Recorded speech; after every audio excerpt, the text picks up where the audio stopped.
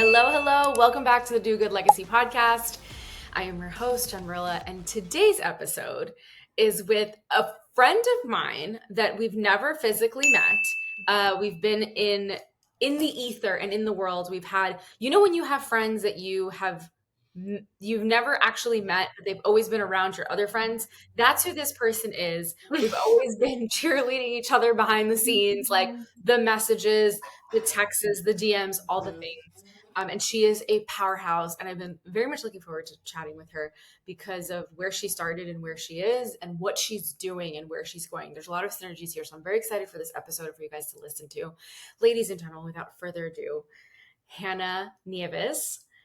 Hannah, Thank you. welcome. Good morning. How are you? I am so good. Thank you so much for having me on this beautiful podcast. I'm so excited to be here. I'm so excited to have you. Let's dive into it because I have a ton of questions. We're going to tell people exactly, what makes you credible to be doing all of these. But before we get into it, I really want to talk about what people know you for currently, which is Maison and that whole community membership that you have. There is something happening in the industry. I want to say we're in 25. So I want to say this started happening like late 2023. I really started to see it down here in Miami where social groups, curated memberships were coming to the forefront. Like very much like this is the future, right? People are willing to pay high ticket to be in a container or to be in rooms with other people of value, of quality, etc. I remember when I first moved down to Miami, I joined a community for finding new friends. And it was like an entrepreneur community. I was with them for a little bit and then I transitioned to others. But it was like the way to connect. It was the way to do business and from a community. And I remember meeting people and they were like, I work from home. So like, unless I go to a coffee shop, like I don't go out. It's like, yeah, I can totally resonate. So tell us about Maison and the start of it, how it started, the whole thing. Yeah. So Maison, in short, is a private network for 7 to 9 figure female founders. And the idea, similar to you, like started 3 years ago on a trip to Necker Island when Richard was talking about the elders and how he brought all these really influential people together to ideate on world problems. And at this point, and I actually shared this on social media today, like I had scaled my first business so fast. It was a double-edged sword, scaled to 2 million very quickly in the first year, hit burnout several times after. And then it wasn't until after that trip, and then I had a miscarriage right after that, where I started to realize there's something else that's missing from the industry. And what I had found was that, the higher you go in business with this one specific demographic, first off, there's not enough data around this type of woman, number one. Right. And we're about to go into the biggest wealth transfer in the globe right now, and number one, there's not enough data. And so the higher you go, the rooms get smaller and they get more expensive and they're not vetted. And I was like, we just need to change that. And so what really inspired me was taking a page out of Richard Branson's book, was like, okay, like what if we had all these really powerful women together? Imagine what we could do as a collective to have more impact and do more good in the world. And so that was really like this heartbeat that started it.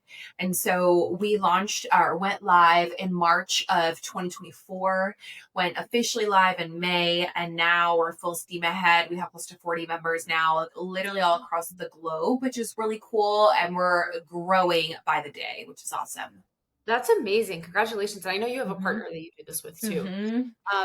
And we'll go back to partnership because I think that's a big thing. I get a lot of my clients come to me and they're like, I want to partner with someone. I want to partner. Yeah.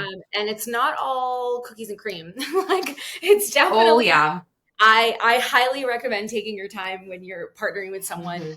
It's a relation. It's a marriage. I mean, I'm not married, so take it with a grain of salt. What I say, but you guys can all listen to Hannah here. That partnership is a whole other thing. But let's take it back for a second. How did you get to Necker Island? So it was really a talk about network. I actually had someone on my podcast. This was like years ago. I don't even remember the year. And I just stayed connected. That was my big thing. I am such a connector at heart, and I will always nurture relationships, even without the intent of like, I'm looking to get XYZ. It's like, no, I just want to follow up with people. And Yeah. I remember getting an email. It was like October, I think it was maybe like 2021. I can't remember the year. And it just, the subject line just said Necker Island with a question mark afterwards. And I was like, I don't know what this is. I don't know if it's spam. I had no idea. And I DM'd her back and I was like, or emailed her back and I said, I don't know what this is or how much this thing costs. I was like, but I'm in. And that was the start of it. And I literally was like, at this point, I was like, I'll sell my car. I will do anything. I'm like, I'm going to Necker Island. Like, it's a once in a lifetime trip. And it truly Yeah. changed my life. I mean, obviously meeting Richard was great too, but just like the experience of it all, Yeah. it was one of the most like influential trips I have ever went on in my entire life. Yeah, I've heard. I mean, I've had a couple Mhm. of friends that have gone and they were like, it is like it's just different. Like the conversations, the people Different. in the room. It's how many people are invited? It's like, So this one was a specific like leadership summit. So I think there was a close to 40 of us. I think I was one of maybe 2 to 3 Americans. They were all from Australia. So it was ah, so interesting. I knew no one coming to this at all. I was like, we're just winging it. So but those are the best. Those are the mm, best. When you're in yeah. rooms, when you don't know anybody, when you feel like the small fish, like Hmm. that's when you're like, you soak it in. Oh, amazing. Oh, I love that for you. Hmm. That's really cool. Yeah. Um, what was your biggest takeaway? Obviously, you've built what is now, but like, what was like that, the Mm. personal, not even just the business, but like, what was the personal thing that was happening? So I think at the time, hearing Richard speak, and it's so funny because I was just looking at the notes on my phone that I have from that trip yesterday, which is so ironic. And he had said that something which was, I don't go into building businesses for the financial implications. I build businesses that change the world. And if you have never read Richard Branson's like story in his book, like he's dyslexic, he's like, I mean, dropped out of like high school, like he went to industries that like he had no business getting into, Yeah. and what he has built is, I mean, it's just like incredible. And so I think even for me, just taking a look at it really doesn't matter like how you grew up, where you came from. I remember the time I had this like delusional thought. I'm like sitting next to like a, billionaire. And I was thinking like, well, if he can do it, like, why can't I? And I Yeah. had this like unstoppable, like fearless moment. Like when I was there, I was like, I could literally create anything that I want in the world and nothing's going to stop me. And I think that was like probably the biggest thing that I walked away with. And like short story on this going there, I actually had a big fear of flying. And so if you've ever been to this area of the world, you literally have to fly to Puerto Rico and then you have to take this plane that I like legit has like 8 seats on it. Yeah. It's a They big like mental driver. It's measure the your worst. it's crazy. They measure your weight to get on, It's, like, yes. to on this plane. And so I had to face all of my fears to actually go to this trip. And it was the best thing I could have ever done. So I walked away thinking, okay, if I can do that, I can literally do anything. Do you feel like you've always had that though? Because I speak to a lot of entrepreneurs, and I think that's the secret between successful people and not successful people. Especially, there's like a level of Hmm. delusionalism that you have to Hmm. cross when you get Yes. to a certain place in business. Absolutely. I mean, you have to be delusional to have massive impact. Otherwise, your ego, your thoughts are always going to keep you playing small, right? Because your Yeah. ego just wants to protect you and keep you comfortable. And so I always had this thought of like, okay, I'll figure it out. Like I never had this thought of like the impending doom that I think a lot of society has. Yeah. And I just went for things. I'm definitely the type of person though that would like have an idea and build fast. Like I build the net on the way down. Yeah. Although sometimes that can also be a double-edged sword. Because I have made mistakes, guys. I have Yeah. Yeah. Yeah. definitely made We all mistakes have. before. We all have, We but all I think it's that constant, Barbara Corcoran always said, and she's another person I really look up to. And she was like, successful people are the ones that can pick themselves back up from have. getting knocked down. It's like how many times can you pick yourself back up from being Yeah. knocked out. So that's kind of my mentality. I love it. I love it. I love it. It's a good mentality Hmm. to have. I'm a big fan of Barbara too. I met her Hmm. early in my career at an entrepreneurship event in New York City. Entrepreneur Mag Same. was hosting an event, and she was in that room, and I had the Wow. chance to like ask her a question, and like I took a picture with her. Until this day, I cannot find that picture, and I was like, "What I do to have that picture?" But she Hmm. she made a big impact. I do want to say something about Richard Branson because I don't know if you know this or anybody that's listening. Do you know how he built Virgin Airlines? Mm-mm. Mm-mm. I don't You know the know, specific. I mean, I know the story, but like, I'm curious to know where you're going to take this. he did it with no money. He Mm-hmm. literally built the airline with no money. So the story of how Virgin Airlines started was he called up Boeing, right, in Seattle. So Boeing, for Mm-hmm. anybody that's listening, Boeing Airlines or Boeing, where they make all the planes, Mm-hmm. basically. This is where all the planes are manufactured all over the world.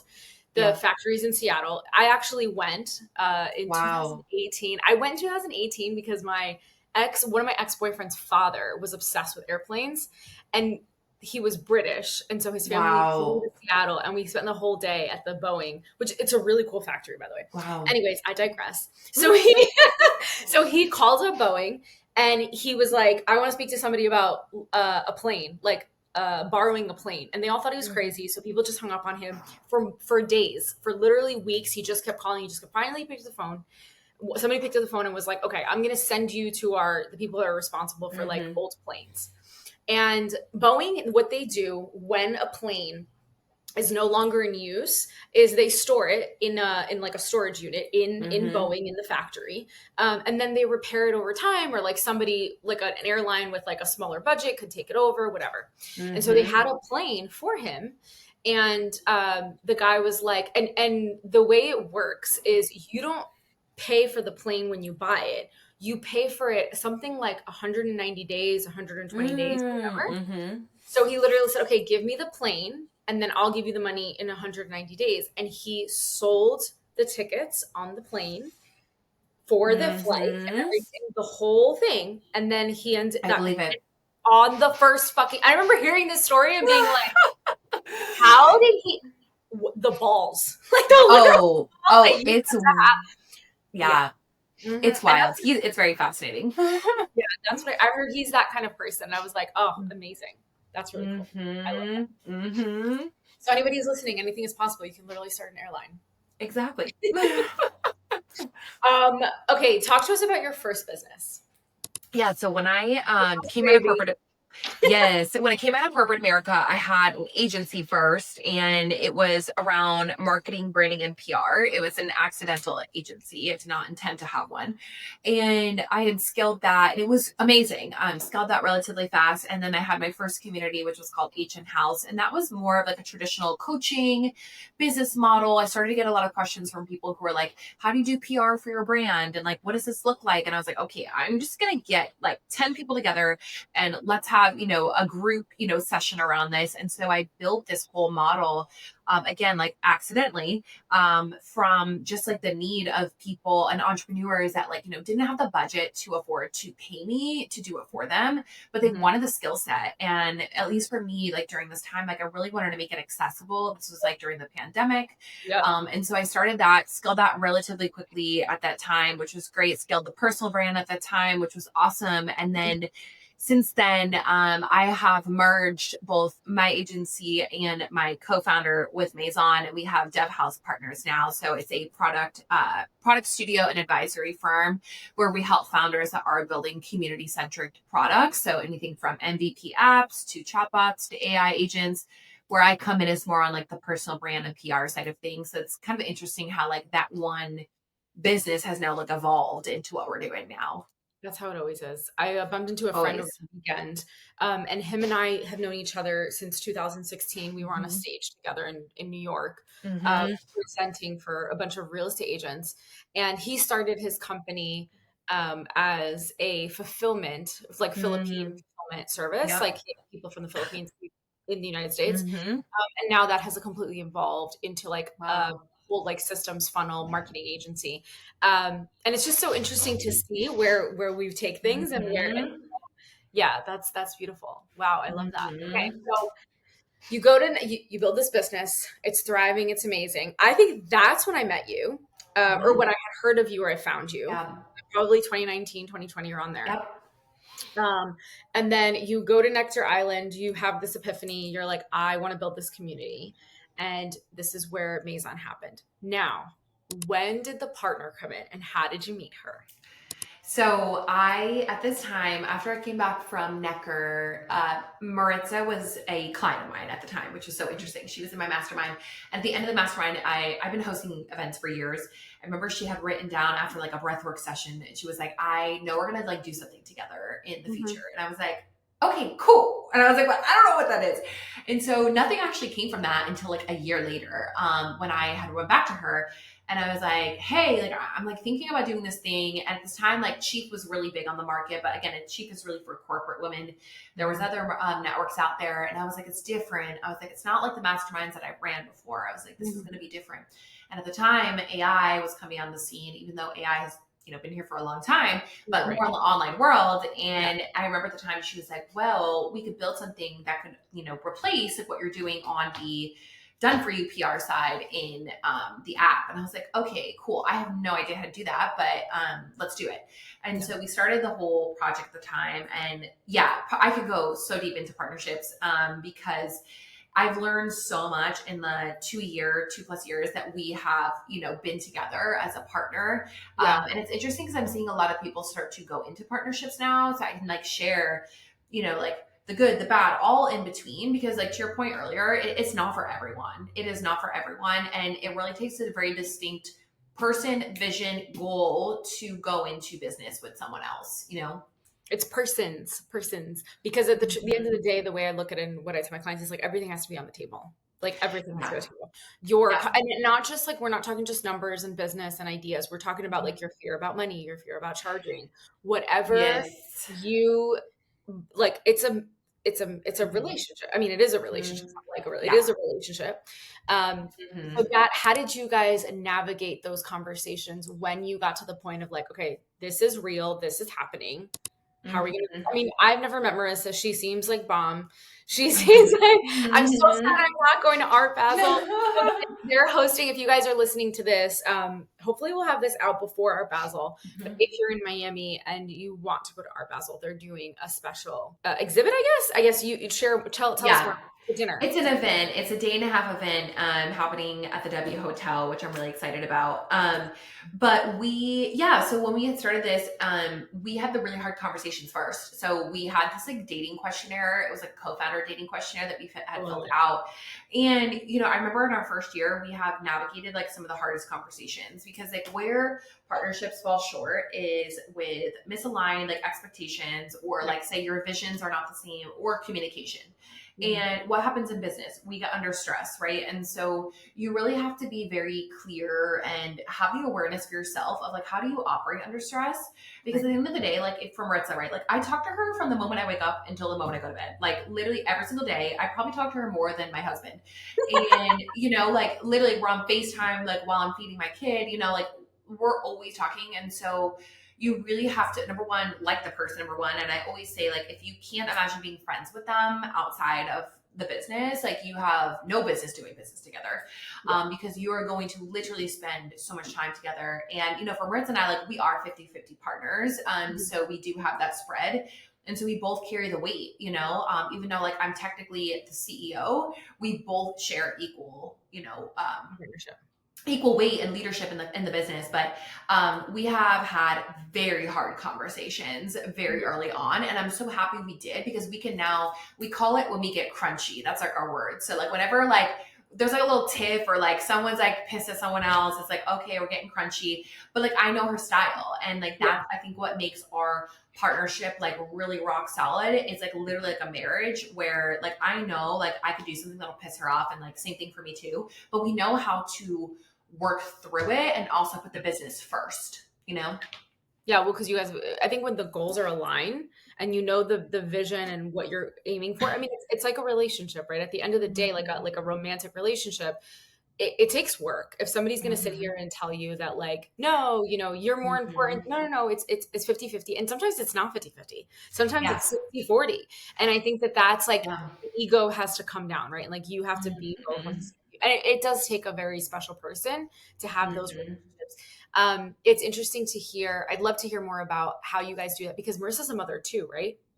Yeah, she's a mom of three. I have a toddler, and so we also like understand the motherhood game of like building a business at the scale too. Like and I never sugarcoat it. Like we're in a growth mode. Like Maison is still a startup. Yeah. And so for us, it takes a lot of work, and there's different seasons for different things. But Yeah. like from 4 to 7, it's like mom mode, and then we joke that it's like second shift, and like 7 p.m. Like I'm coming back. I'm like, hey, I'm doing X, Y, Z, and so we're very upfront about our work styles. And that's, I think, the big thing too, is like, you have to also be very upfront of like, what's your capacity as well, because like you can't have one person that's like burning the midnight oil and then you have someone that's not pulling that weight. And so I Yeah. think, and also take that back, it's like we understand the seasons of life that we're in as well, Yeah. where I know she's like, she could tell me, hey, I have lacrosse this weekend, I'm not going to be on blah blah blah, or XYZ for me.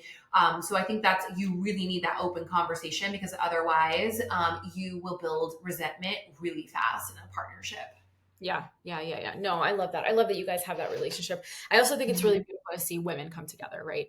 I'm a firm believer. I've been such a fan always because, especially when I found out about Maison and what it is and the whole thing, simply because I was like, wow, there's so much here. This is truly what I believe in. It's where Mhm. I want to take my business. It's what I want to. I want to have more collaborations. I want to have more Yeah. community, right? And that's what it Mhm. stands for. Tell us more about the social aspect of Maison, because that's the whole point of this podcast. Yes. And so for us, this is not just some, rich lady network, that just like gets together for luncheons and stuff like that. For us, we're really thinking about, I mean, obviously some of our core pillars are wealth, influence, well-being, and wisdom, aka the connection within one another. And Yeah. for us, we're thinking about, okay, when we first launched, we had 20 founding members that had, at the time, was $450 million worth of assets at the time, which was wild, Wild. wild. And what got us really excited was thinking about, well, what could we do if we got together and we had causes that we were really excited about that we could activate in, whether it's putting money behind it Right. or amplifying these platforms. And so we did that. And like, for example, we just partnered with St. Jude, on the board of St. Jude, and we had them at our event, and we raised $4,000 in 15 minutes, for childhood cancer month. And so it's things like that I think are going to be really impactful, because it's not just like how much money we have made. And that's the thing with Maison, it's not just about the growth. It's like these women already have success. Now it's Yeah. about, how do we sustain it, and how do we actually do more good in the world and actually have a tangible thing that we can look back on. And so that's what we're trying to do with these women. A lot of the types of causes that we give back to are, for mothers, for children, for future kids, Yeah. the youth of the world, the health, well-being of the youth of the world. Like that's really something that we're passionate about. I love this. I love this. Hannah, how do you combat that voice in your head that tells you you're too early? The Mm-hmm. reason you're talking, and we talked about this offline. As you know, I started my career as a travel blogger, right? And I carried Mm-hmm. clean water filters to developing countries. And I Mm-hmm. remember when I was looking for companies that were social or sustainable, specifically more social, because sustainable was a little easier, but Yeah. like social. So for those of you listening, it was specifically businesses that reinvested back into a cause. So think of like Tom Shoes, where you buy a pair of shoes and you give a pair of shoes. Think of Bomba socks. There was, what was the other one with glasses? Oh, Warby Parker does this too, which I love, right? Mm-hmm. You buy a pair of glasses and they give a pair of glasses, right? Mm-hmm. And so those companies are a handful of them now. Yeah. And this was back in 2015, 2016. Yeah. I did a master's in social entrepreneurship. So like, this is my jam, right? Like I'm not a huge Mm-hmm. fan of nonprofits. Anybody who's been following me for a Yeah. long like knows that I have my tiff, because you Mhm. don't actually, it's still a business, right? It's just a Yeah. business with a passion. Yeah. Um, Anyways, I say all that to say that when I started my career, I knew that I was a lone fish in a big Mm-hmm. pond, and I'm such a small person.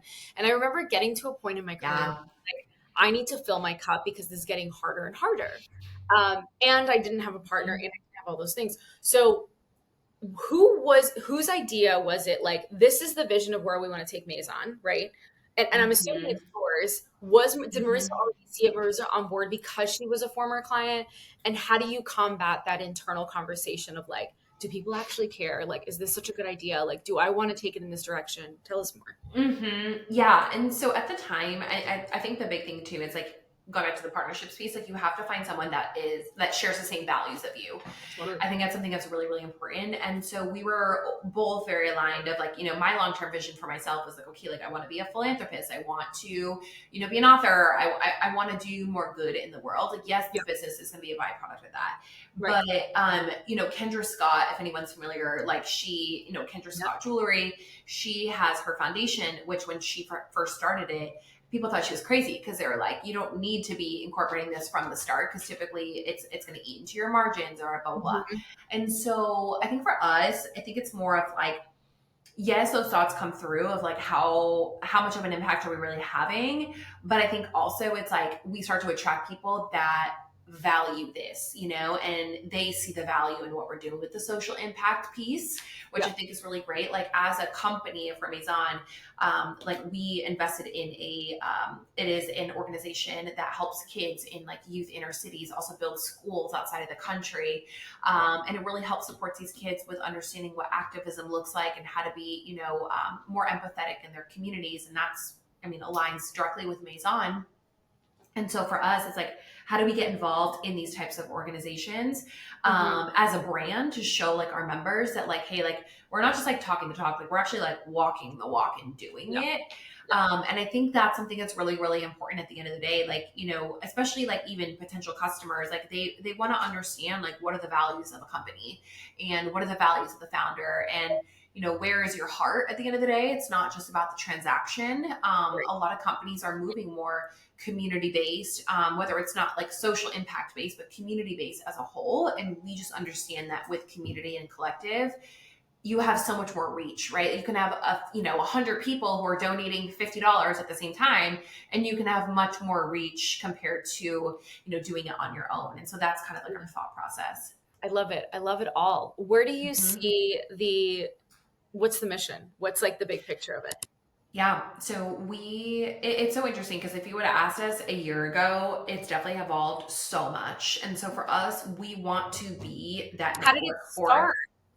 Wait, tell us how it started. Like, what was the vision when you started? So when we had first started, we wanted to be the number one network for 7 to 9 figure female founders.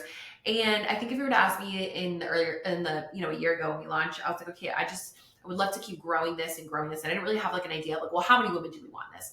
Right. And so now it's very clear on like how many we want in this network. And for us, it's not in the thousands, actually, it's in the few hundreds. And so, which is really interesting because if you were to think of a business, it's like, no, why would you cap your growth? And it's like, no, because we want 500 of the world's top female founders that are, again, not just looking for performative metrics and to be in rooms where you're just touting your revenue and income, et cetera. Like we want women who are heart-centered, that are showing us like what's possible with what like modern feminine leadership looks like.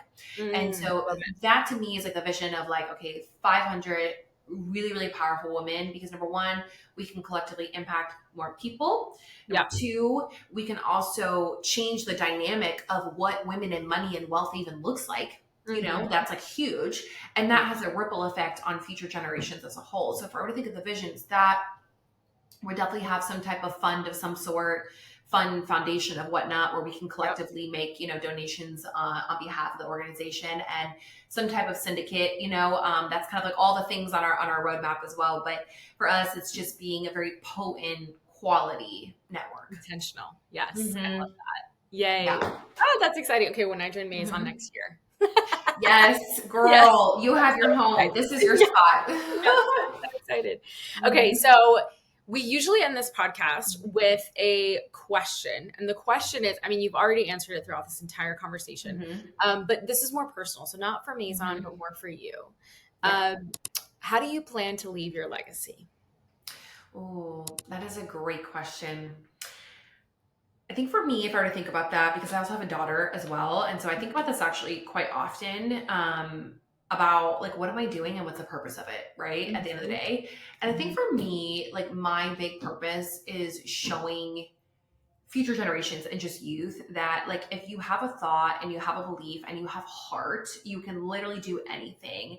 And I want to show people that you can also be like really, really successful, but also do really good in the world, you know, and have an actual impact that's not just this is how much money I've made. I actually, if anyone wants to do this, it's actually really powerful. But I had ChatGPT write me a letter for when I pass away, like what they're going to like say at my funeral of like what I did. And it's actually kind of like creepy, borderline, but it's really interesting to see like what am I actually known for? Like what's a legacy I'm trying to leave? And I was like, oh shit, this is wild. And yeah, I think that's exactly it. It's like using your platform, your purpose, your skill for good and to better humanity at the end of the day. So Oh, I love it. I love it. I love it. Yeah, you see, so like aligned goals and synergies. I love it. You're playing on my heartstrings, which begs me to ask the question: Were you always like this? And technically, we're supposed to end this, but I have to ask, like, yeah, were you always like this? Like I have the a very little girl. What yep. were you that? So I grew up in a very, I mean, this could be a whole other podcast episode, but I had a very interesting childhood. I was like adopted when I was 18 by my stepdad. Very abusive biological father. And it was interesting because I still remember the conversations with my mom when I was a little girl, and she was like, you always have such a big heart, you know? You're always like the, you know, the kid that has such a big heart. And I always have been like, since I was a kid, I was like, I always wanted to help people. I always had this like sense of like service to others. And when I first, before I even got into business, like when I was a kid, I thought I wanted to be a doctor. I was like, I thought I wanted to be in the Me hospital. too. And I then I wanted to be quickly a realized, pediatrician. yeah, no, I couldn't. Bless all the doctors out there. That's not for me. Yep. And yeah, I think that's something that I always wanted to do, but I also wanted to have so much money so that I can do those things. Like I wanted to have the resources because I had to shift that mindset of like, you know, I grew up with money is evil, money is greedy, but now it's like, no, like the more money I actually make, the more like good and more generous that I can also be in the world to help other people. And so that's like the driver behind a lot of what I do. I love it. Do you So, see a little bit of your daughter in you? oh, always, always. I look at her and I'm like, and I feel like every parent probably says this, but like I truly believe in my core, like she has a much bigger purpose, way bigger than I do. Like I look at her and like you have some God-given purpose, girlfriend, because like she's so fiery and so independent. And I'm just like, she has so much like spark to her. I can't even describe it. But I know, and I was just talking to my husband about this today, and he was like, you know, you're showing her an example of like what's even possible. And I was like, you know what? You're right. So anytime I get stressed out, I'm gonna remember that. Yeah, you are. You're creating that platform. You're creating that first stepping stone, which we know how hard it is, and you're doing that. I love that. That's so big. Yeah. I have to ask from a personal standpoint, when's your birthday? December 23rd. Oh my God, you're a Capricorn. I'm a Capricorn, Libra rising, Aries moon. Oh my goodness. Libra. Oh, that's why you're a sweetheart. That's why Libras are so. Libras are Love it. I love it. I love it. Well, thank you so much for being here. Please tell us where everybody can find you. Obviously, we're going to add everything to the show notes, but tell us where everybody can find you. Yes. So my Instagram at Hannah M. Nieves. You can also connect with us at joinmaison.com or join Maison on Instagram or any social media platforms. And that's where you can find me. Amazing. And what next events do we need to look out for besides Art Basel? What's happening 2026? We have a wellness and longevity retreat that's in July. We have our Maison Summit, which is in October. And then we'll be doing pop-up dinners around the country. So you can find both Moritz and I plane hopping between like LA and Texas. So we'll be around. I love it. I love it. Thank you so much, Hannah. It was a pleasure to have you here. All right, guys, we'll see you on the next one. Bye.